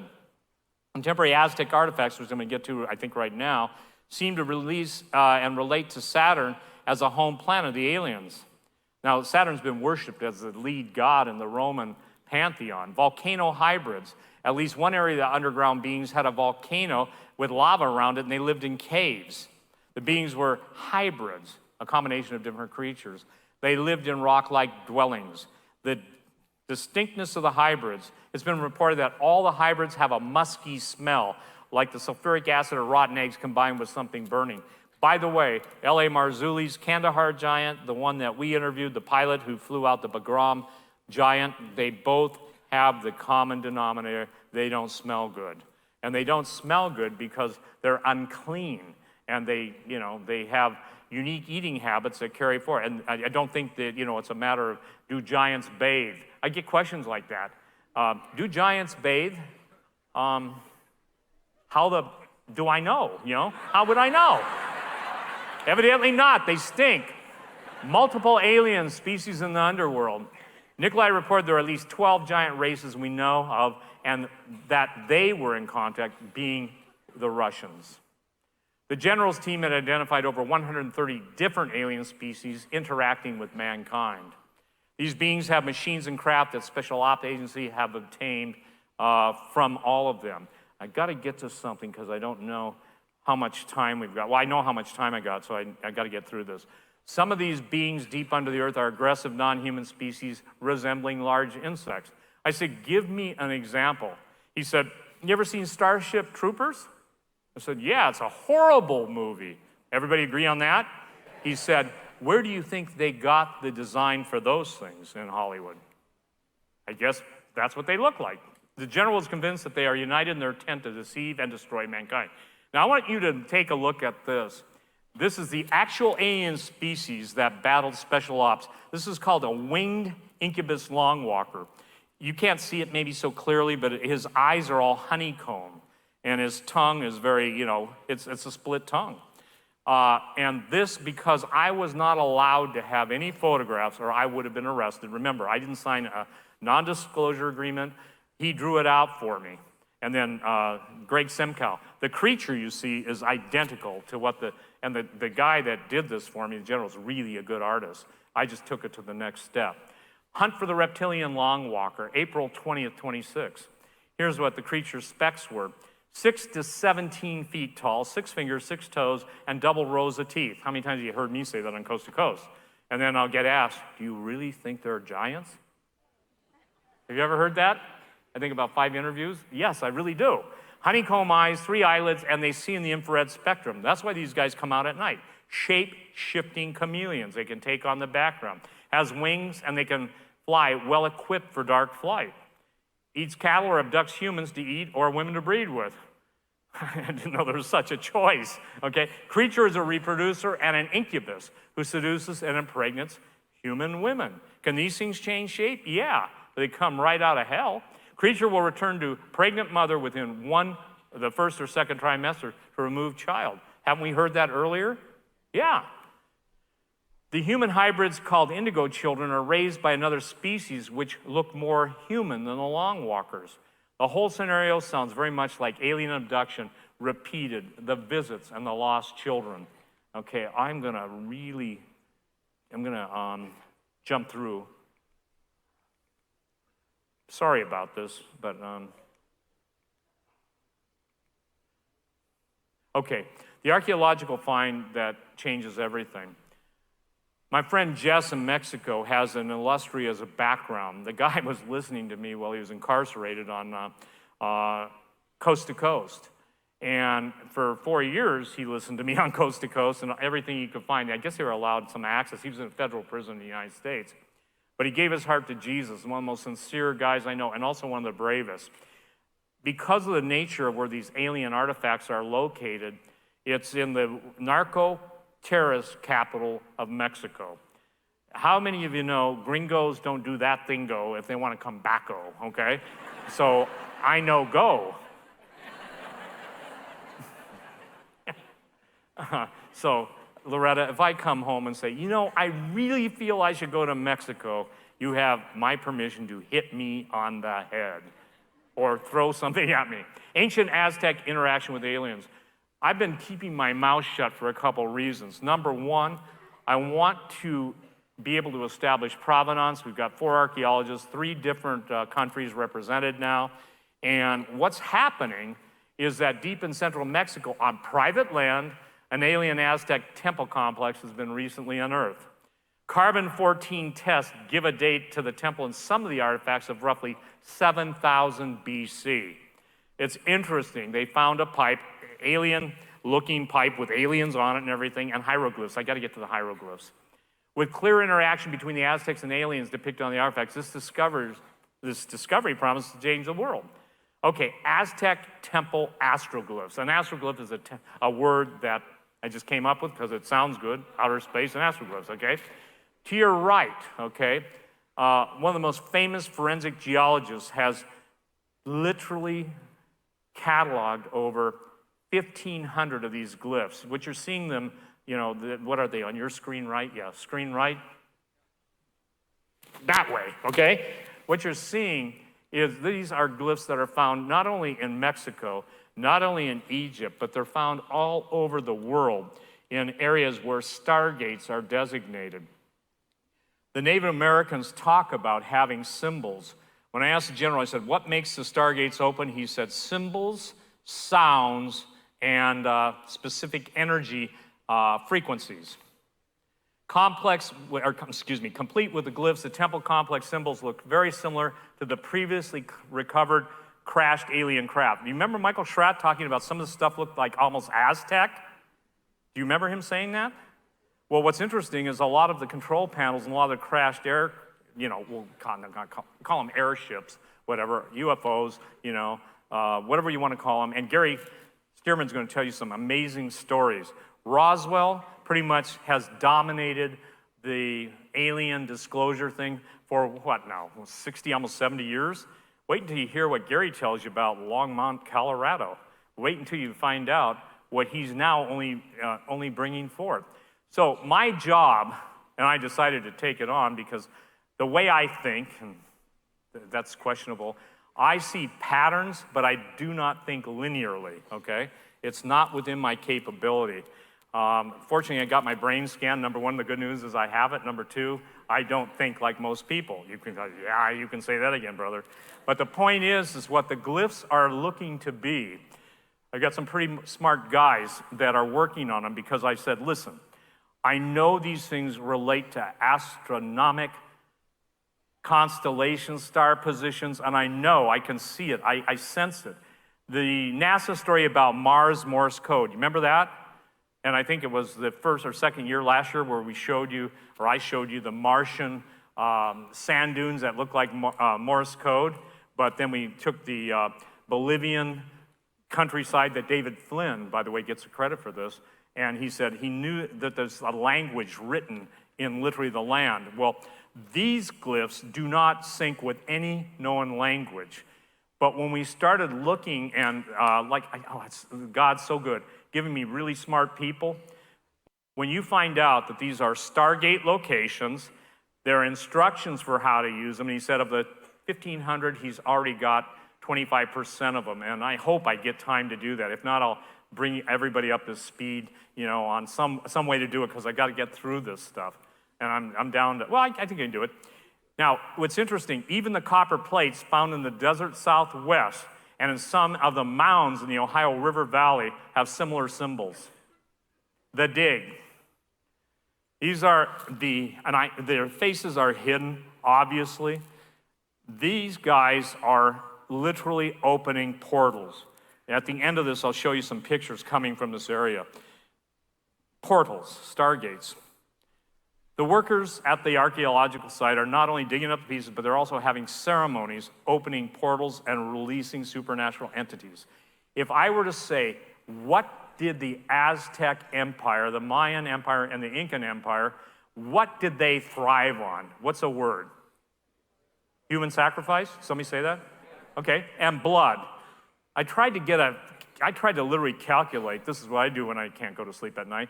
I sit and count, I try and run numbers through my head, but I was going, okay, how much blood is an average human? What is the estimated amount of people sacrificed in these different temple sites? And there's blood guiltiness on the land. What's interesting is at the temple sites that were covered under mounds of dirt, and the pictures are being chronicled, and these things are priceless when you establish provenance. I don't have them in my possession. I don't want to knock on the door and go, hey, gringo, you die, I just don't want that. My wife appreciates that too. Skull artifacts, look at this.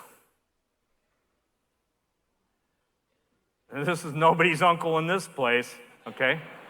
They're almost reptilian looking. Artifact 1. If you notice the alien, you'll see his armbands, you'll see there's a better, I forgot we had that one, Daniel. By the way, this whole thing was put together by Daniel Holdings on the front. I could not have done this without him. And brother, blessings to you. Now, here's one that's interesting. I think we're going to get a close-up of this. Notice the hieroglyphs, the astroglyphs, we'll call them, and notice the eyebrows.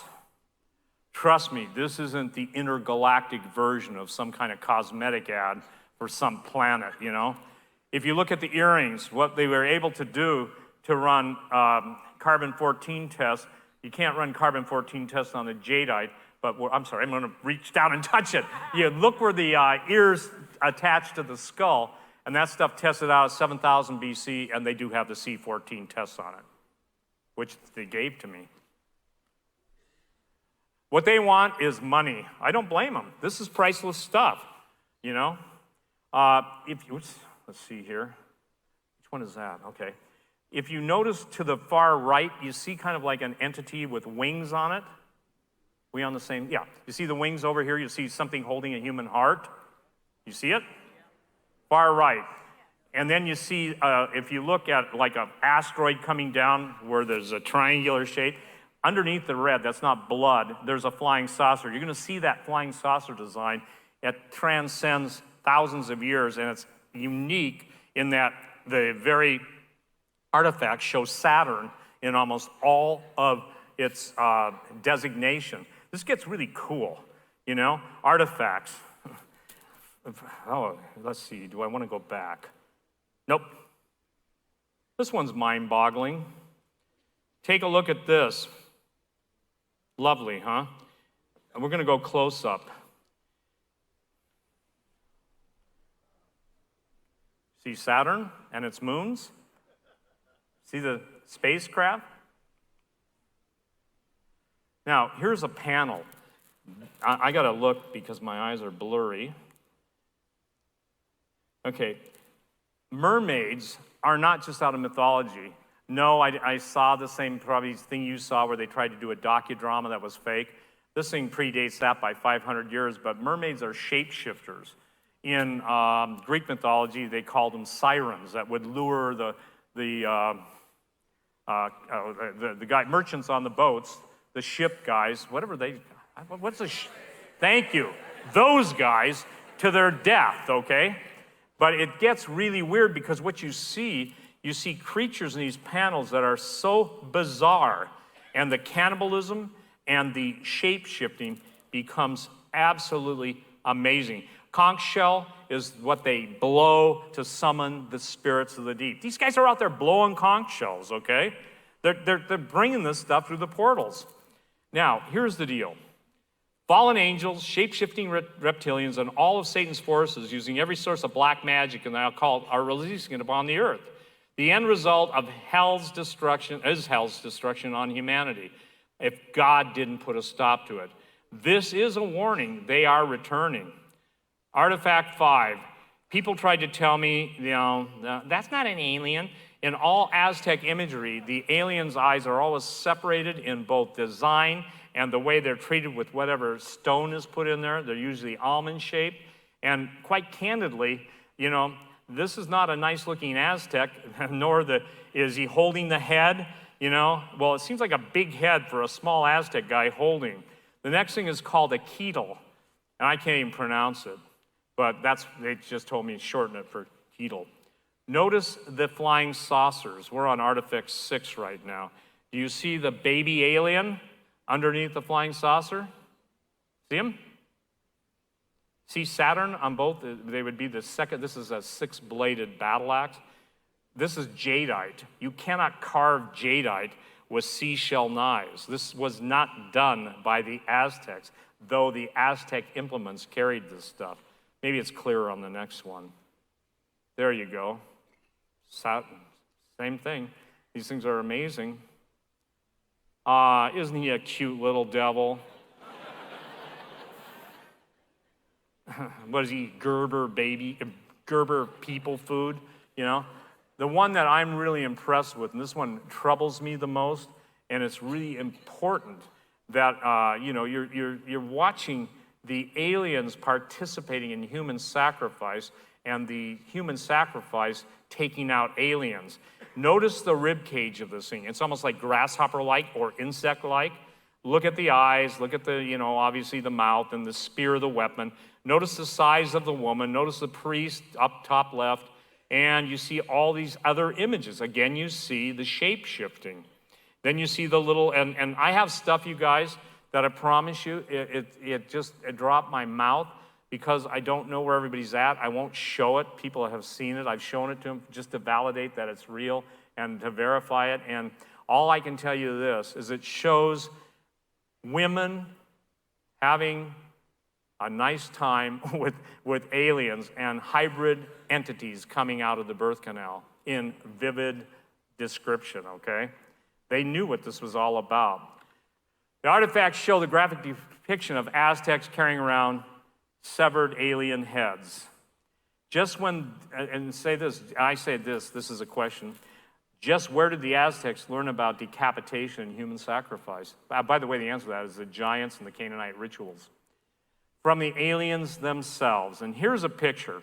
Now, has Saturn ever been this close to Earth? No. This is a concept art where you've got Saturn, flying saucers, and Aztecs doing an alien sacrifice. It's to get the point across.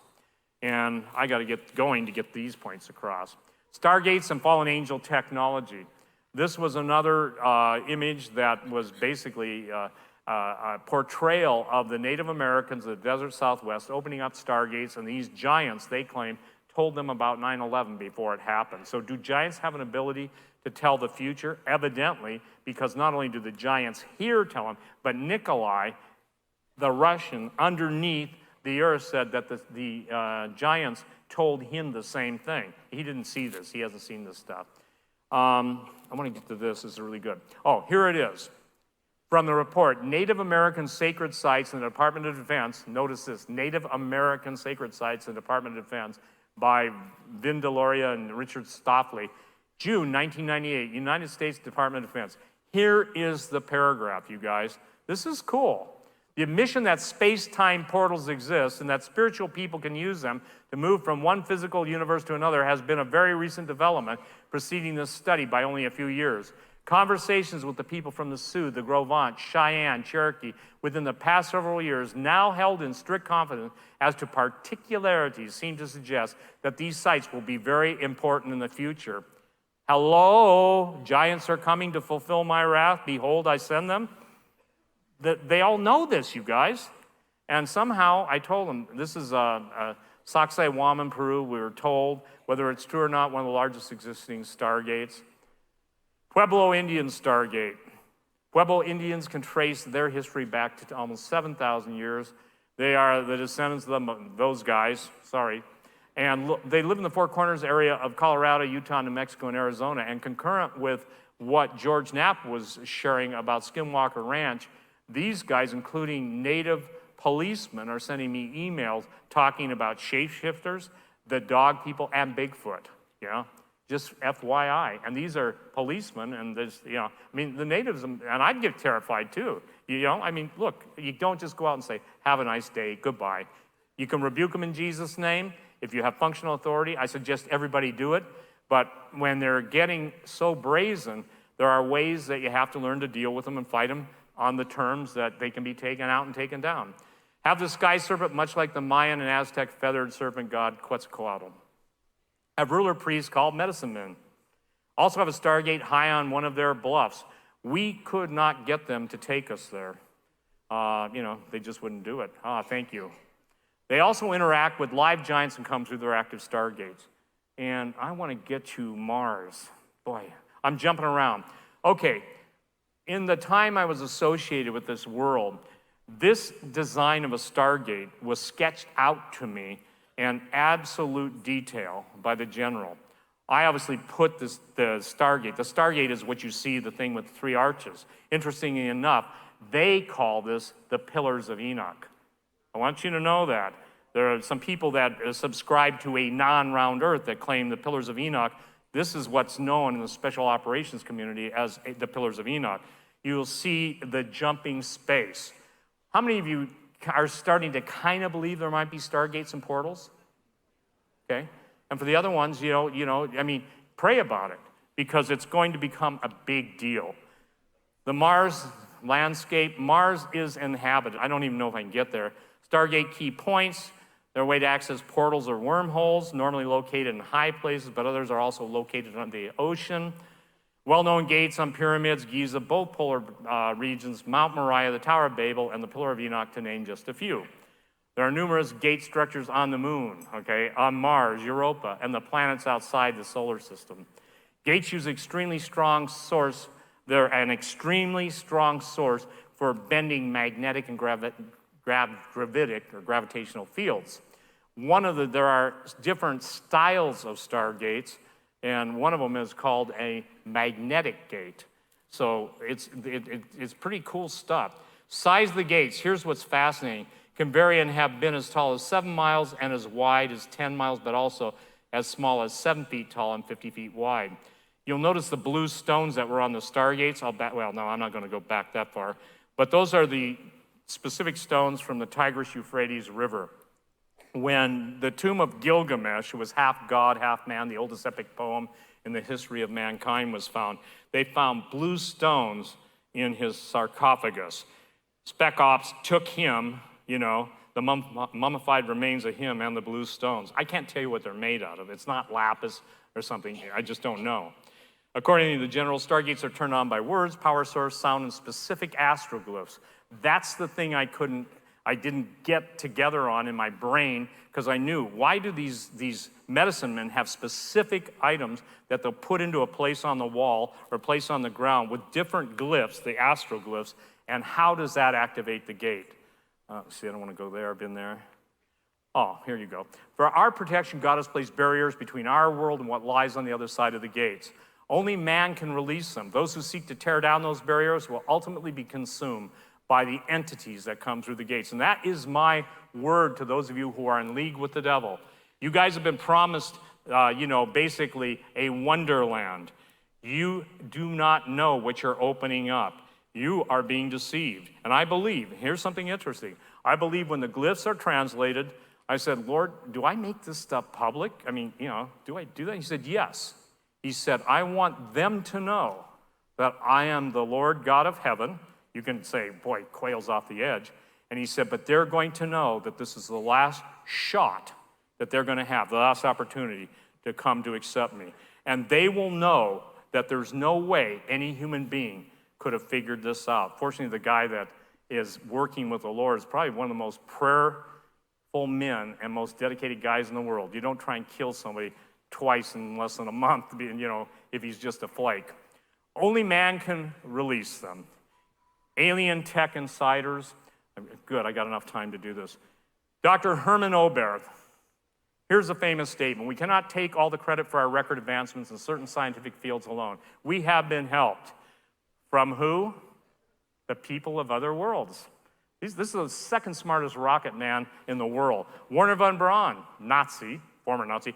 We find ourselves faced by powers which are far stronger than hitherto assumed, and whose base is at present unknown to us.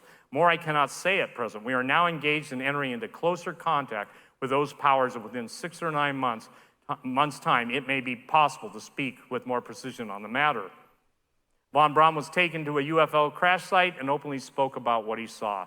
The exterior of the craft was not metal as we know it. Appeared to be biological, like skin. Craft made of something alive. Saw alien bodies. Small, frail, and reptilian in nature. Skin like rattlesnakes. Interior of craft bizarre. Void of instrumentation. As if the creatures were biologically joined to the craft. Ben Rich. Now, probably one of the most astonishing stories ever told, because George Knapp and I were talking in the back room, and George had a chance to talk to Ben Rich when the F-117 stealth fighter was revealed. And Ben Rich was the second director of Skunk Works, the father of stealth technology. Guy's smart. Now listen to this. We already have the means to travel amongst the stars, but these technologies are locked up in black projects and would take an act of God to ever get them out to benefit humanity. Anything you can imagine, we already know how to do. We now have the technology to take ET home. There are 2 types of UFOs, the ones we build, reverse engineer, and the ones they build. We know how to travel the stars. We found an error in the equations. Sorry, Hugo, I couldn't keep up with your advanced math, but I would like find out what the error is, but they probably made it top secret. And it won't take a lifetime to do it. On the workings of interstellar propulsion systems. Rich to a reporter, how does ESP work? Reporter, I don't know, all points in space and time are connected. Here's the killer. That's how it works. Anybody have ever heard of twins separated by even countries going into labor? One twin goes into labor and the other one goes into labor with her instantaneously. They even clock it. That's how teleportation works. We have things out in the desert that are 50 years behind what you can comprehend. If you've seen it on Star Wars or Star Trek, we've been there, done that, or decided it wasn't worth the effort.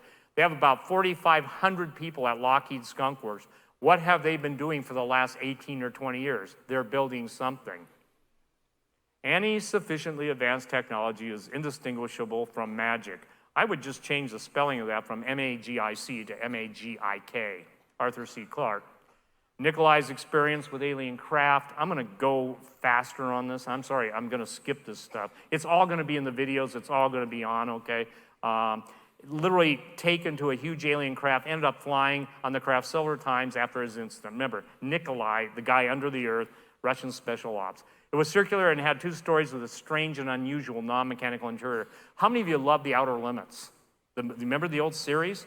Do you remember the episode where there was an alien craft and there was an alien and there was like a tube tied into the control panel, and they separated the alien, cut the tube off, and his body fluid was what powered the craft, and they couldn't fly it? Does anybody kind of vaguely remember that? I don't know what episode it was. Love that show. But unfortunately, they were telling us stuff that there are, how would I say this, organic integrated UFOs that work different from anything we know, even reverse engineering, gravitic wells, electrogravitics, all that stuff. Powered by some sort of reactor which enabled the craft to go inside the ether. This is another story. To travel. Makes no sound in flight and there's no sense of momentum. We've heard that from everybody. White light envelops the craft in flight. You see this when you see a TR-3B, the triangular shaped UFOs with 3 lights, and then there's one in the middle, and they'll phase. And when they come to one light, they're gone. They jump space. They have the ability to do that. Nikolai was told that the Americans had similar craft like his countries. My guess is they got it from us. Who knows? Confirming reports. Beings who live underground would travel on these spacecraft, kept in what looked like an extremely large warehouse under the earth. And we're just about done, you guys. Some had swimming metal. You remember the Terminator movie? Well, that's now in the news too. DARPA's come up with a swimming transformable metal that flows, you know? So imagine having a flowing robot. You think, oh, that's a pile of metallic goo, and bzzz, up he comes, you know? And it's now a deadly pile of goo. Others would shine with different colors. We saw spacecraft on Michael Schratt's presentation of all the different colors. There were many different shapes of these craft, and they didn't appear to be a uniform fleet. Different species, different craft. Nikolai and the alien tech. And I'm gonna skip through this because, again, I'm sorry, I timed this, and I'm close, Daniel, but I'm not gonna make it. He talks about mythical creatures, half human and half animal. The Bible talks about satyrs. The Bible talks about unicorns. So, you know, ladies and gentlemen, the ancients knew so much. The satanic connection to alien tech. I don't even know what number I'm on. According to Trevor Ravenscroft in his book Spear of Destiny before World War II, the Satanic Thule Society desperately wanted a German leader who could become like the Antichrist and conquer the world. They regularly held seances and made contact with demons. Dietrich Eckhart detailed an encounter where they had a female medium who gave birth to an ectoplasmic entity that dictated advanced math and aerospace design. That's one baby you don't want to brag about. He did. They regularly held seances and made contact with demons. In their quest, they hired a medium to conduct one of the seances. I'll get going on this. You know, and this is what they called. And they called forth the beast of Revelation, and it was this entity that took over the body of Adolf Hitler. Now, there are people that are Hitler-philes. They just love Hitler, but they don't go and check out the history of even the chroniclers of Hitler talking about when he's walking down the streets of Munich, and he turns and says, the Prince of Darkness has entered me. Remember, these guys thought they were going to be the Aryan race. These are the same kind of entities that CERN unleashed at the Large Hadron Collider with Operation Falling Star. Who does the Bible say the falling star is? Lucifer, right? Jesus said, I saw you, you know. I saw you fall like lightning. Make no mistake, no matter what they try to pass themselves off as, they are demonic. Nazi flying saucers, I can't go through this stuff. And I apologize, you guys. This is the first time I've ever done PowerPoint, so I thought I could keep myself to a time limit. Wrong. I'm trying.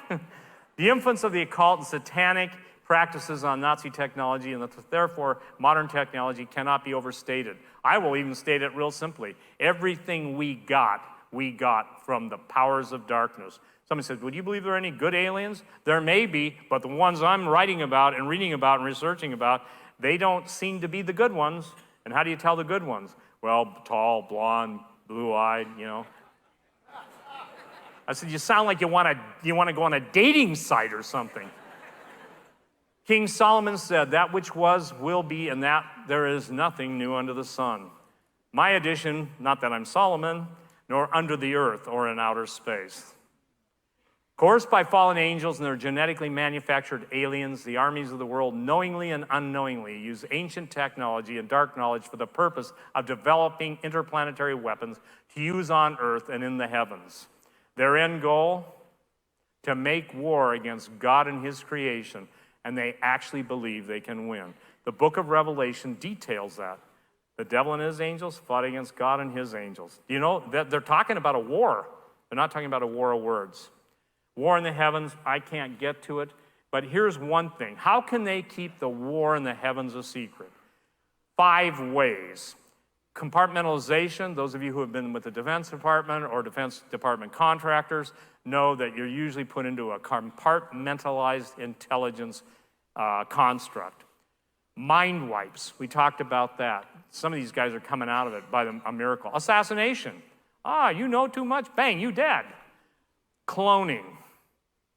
Human clones. People can't even get that. But keep it off planet. The seduction and destruction of mankind. Nations' leaders have military agreements with different alien species, and we are continually battling other species in space. Aliens, fallen angels, and genetically manufactured clones are still running the Nazi Third Reich at the North and South Poles.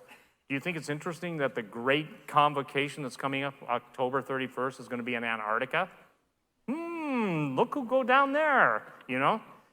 The source of all advanced technology is, number one, discovered ancient fallen angel technology and dictated technologies from spiritual beings or aliens through occult practices.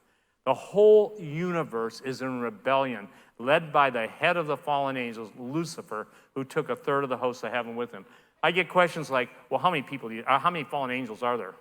I said, what makes you think I know? Well, the Bible says a third of them. I say, so to give you the answer you seek, and I don't know any of this calculus stuff, but I said, wouldn't I have to know how many angels there were? So I can do 1/3 of X. And I said, that's a lot of angels. The ancients believe that every star you see, and Hugo just went through the billions and billions and billions and trillions, a trillion times a trillion, that means a lot of angels are, you know, and why they want to come to back in Earth drag, that's what I call it, since we're talking about LGBTQ, XYZ, and now FAIEA. Fallen angels and Earth drag, okay?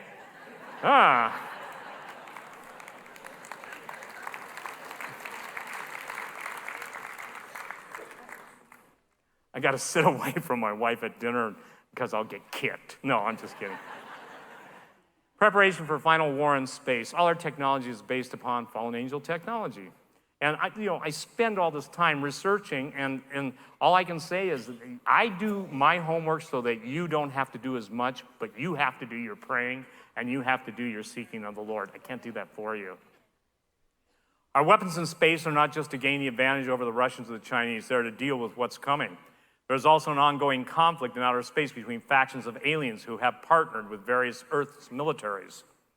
Von Braun, here's an interesting thing. Von Braun wrote his only fictional book in 1949, which talked about the colonization of Mars in the 1980s. How many of you knew that? I gotta be honest, I didn't know that. Project Mars, a technical tale. Now here's where it gets interesting. In the story, astronauts found that there were aliens already living on Mars that were led by a being named Elon. This is before Tesla, okay? So my question is, which came first, Mars or Elon Musk, okay? And is there a prime directive for him? Did he read Wernher von Braun and say, I'm the man, okay? Meanwhile, back on Earth in the 21st century, real Elon Musk is making preparations to send people to Mars and has stated that Mars is mankind's salvation. So then why does he want to nuke Mars? Remember that? He wants to nuke Mars? What's he want to do? Make a superhighway for the Teslas that are getting ready to go there? Hi, where you been? I just been on the Mars superhighway. What did von Braun know? Von Braun was extremely involved in Majestic 12. He was a central figure in establishing the technology giving man the ability to jump space. He was an occultist, and as part of the occult vows, he was taken by aliens to an existing moon base for his input on how to improve it.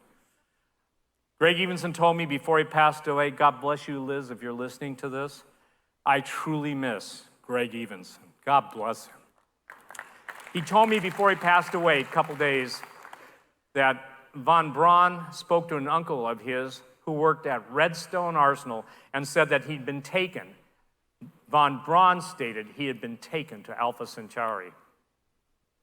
This has been corroborated by other sources. Moon base, okay? I got news for you. We've had bases on Moon, Mars, Ganymede of Jupiter, and other places. Base designation S1. I could not know this. I promise you before the Lord, I did not make this up. First base established in 1942. Guess who probably established it? And it wasn't Iron Sky in a sense, but somebody who had to have interstellar, or not interstellar, but interplanetary travel capabilities. Effort to build was led by von Braun, who used spacecraft and stargates to move people and supplies. Primary purpose of the base is jumping off point from the backside of the moon to other places in space. Who brought that up in one of our speakers, just quickly? Mike. you know, and thank you. It's an experimental science base to use, test, and manipulate metals, crystals, and genetics. Slightly more than 80 acres in size, with most of the facility being below the surface, staffed by 15,000 rotating personnel. Somebody said, well, I guess there really are men on the moon, huh? Mars bases. I love Mars. I don't eat the candy bars, but I love Mars, okay? First bases established in 1947. Source says that Mars supply ship crashed in Roswell, 1947. Several bases on Mars, primarily below the surface. Base destination, MH1.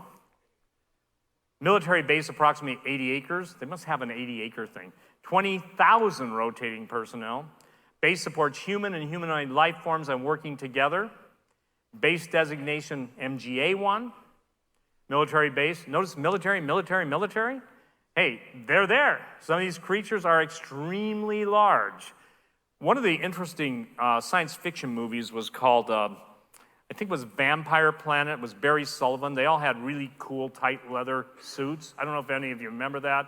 They go to Mars. They find there's an underground civilization. And interestingly enough, one of the scenes is giants, skeletons, sitting around a giant table. And these guys are little people walking up to the giants. They're pretty neat. It's a great movie. I think it's got another name, too, Vampire Planet or something else. They changed the name to get more people. It was a high-budget movie in those days, I think $8 million or something. Approximately 80 acres with 10,000 personnel. Satellite bases. A Mars moon is also a base. I was told this specifically. The Russians, I asked the general, I said, General, you know, is it true that Phobos is an artificial alien satellite that's used as a surveillance outpost? He said, absolutely. I said, then how come the Russians tell their people and you don't tell your people? He said, you know, see the answer to that. I do. The C word. Here's where I gotta be careful. It's control, okay?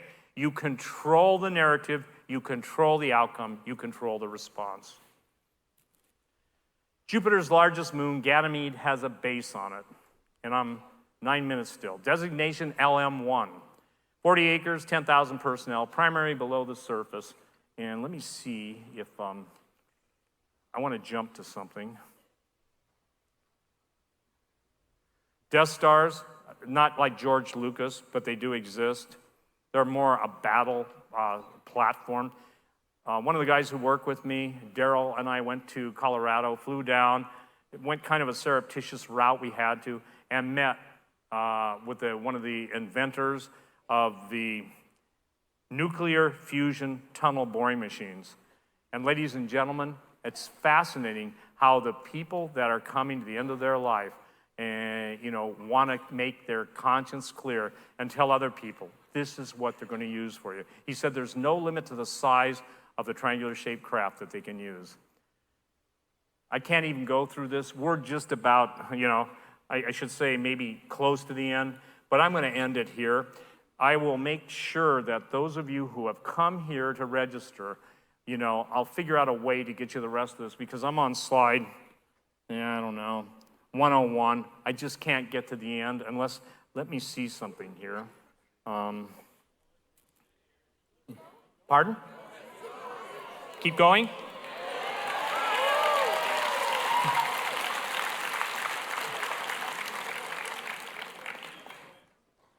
Okay, here we go. I'm going to get this done. I can't get it all done.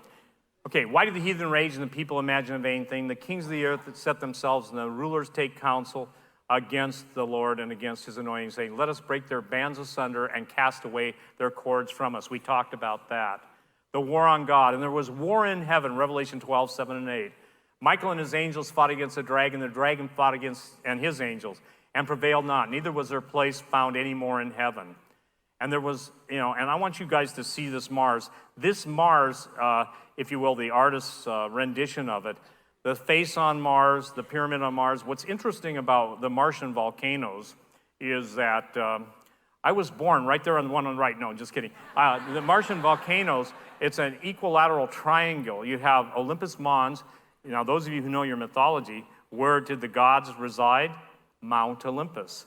And then you've got three equally spaced volcanoes that form a perfect diamond or triangular shape. Okay. The fallen angels and their entities fled to the stars thinking that they were out of God's reach, but God's judgment found them.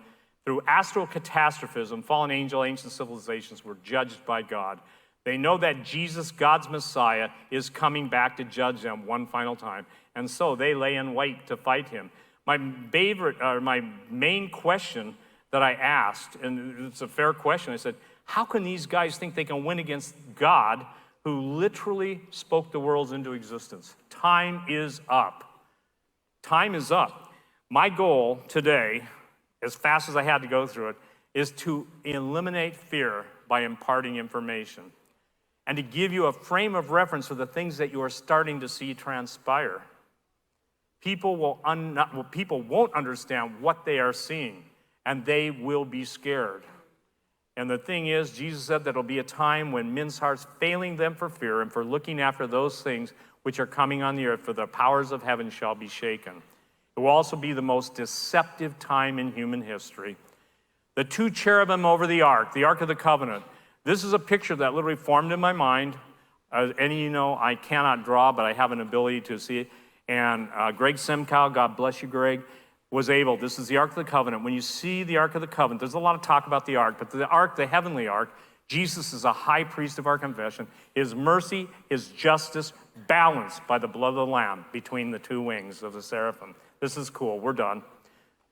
But this man, Jesus, because he continueth ever, hath an unchangeable priesthood, whereof he is able to save them, all of us, to the uttermost unto God, by seeing he ever liveth to make intercession for him. God bless you, people. Thank you. My brethren, be blessed. Thank you. Thank you. Thank you, Jesus. Thank you. Thank you.